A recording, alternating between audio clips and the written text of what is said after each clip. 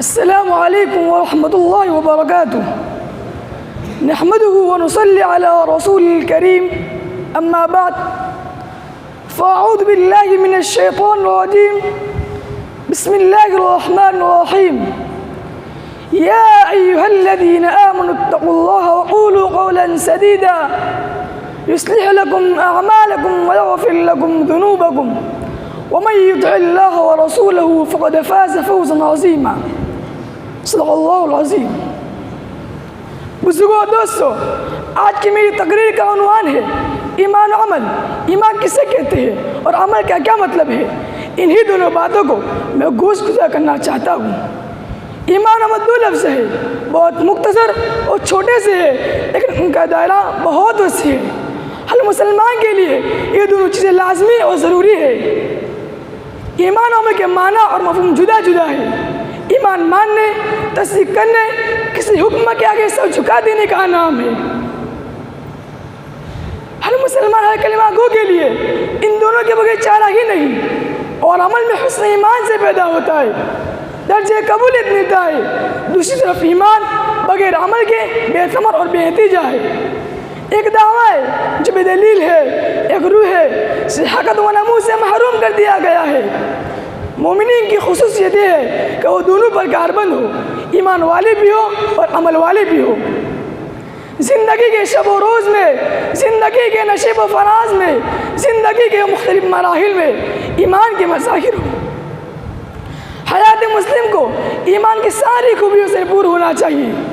مسلمان کو دیکھ کر اس کے چہرے مورے، اخلاق و عادات، حرکات و سکنات سے یہ شبہ نہ ہو پتہ نہیں یہ مسلمان ہے یا نہیں۔ مسلمان کی زندگی تو ایمان و عمل کا مجسمہ ہو، آئینہ کی طرح شف و شفاف ہو، کھلی کتاب ہو جس کا ہر ورگ ہر شخص پڑھ سکے۔ جہاں جاتے ہم تیرا افسانہ چھیڑ دیتے ہیں، جہاں جاتے ہم تیرا افسانہ چھیڑ دیتے ہیں، کوئی محفل ہو تو رنگ کے محفل دیکھ لیتے ہیں۔ ایک مرتبہ آپ صلی اللہ علیہ وسلم سے پوچھا گیا سب سے افضل ایمان کیا ہے، تو آپ صلی اللہ علیہ وسلم نے فرمایا تم کسی سے محبت رکھو تو صرف اللہ کے لیے، تم کسی سے بغض رکھو تو صرف اللہ کے لیے، تمہاری زبان سے اللہ میں لگی رہے، تم لوگوں کے لیے وہی پسند کرو جو اپنے لیے پسند کرتے ہو، اور لوگوں کے لیے وہی ناپسند کرو جو اپنے لیے ناپسند کرتے ہو۔ ایمان کے بہت سے شعبے ہیں، سب سے افضل شعبہ کلمہ طیبہ کا اقرار ہے۔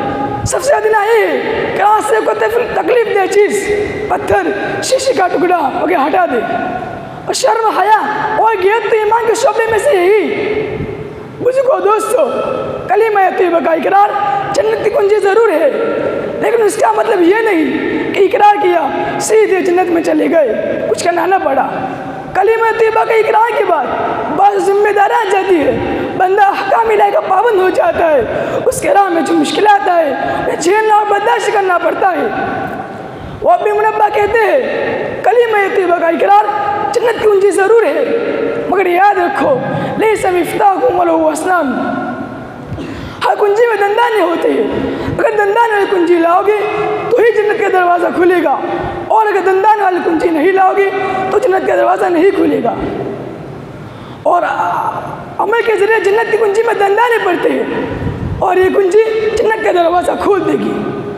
جس کی کنجی میں جتنے مضبوط اور اچھے دندانے ہوگی اتنی جنت کا دروازہ کھلے گا۔ ایمان و عمل عمدگی، پختگی، بلندی ایمان کی حلاوت سے ہے۔ ایمان کی حلاوت تین چیزوں سے حاصل ہوتی ہے: اللہ اور اس کے رسول کو ہر چیز سے زیادہ محبوب رکھے، کسی بندے سے محبت رکھے اور صرف اللہ کے لیے۔ ایمان مل جانے کے بعد باطل مذہب ہو جانا اتنا ہی ناپسند جیسا کہ آگ میں ڈالا جانا۔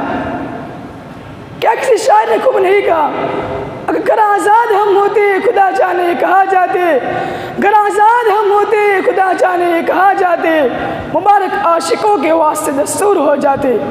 وآخر دعوانا الحمدللہ رب العالمین۔